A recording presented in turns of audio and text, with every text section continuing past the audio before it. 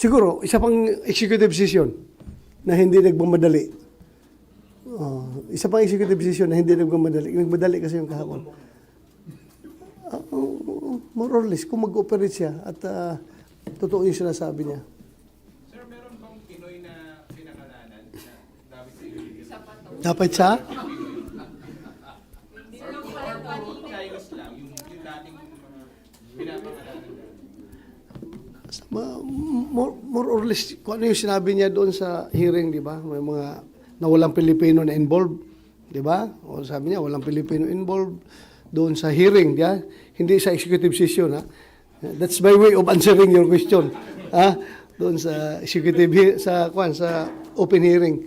Wala mo siya sinabi doon na Pilipino talaga, di ba? Sir, pwede palang closed door kung nabanggit din naman pala dun sa...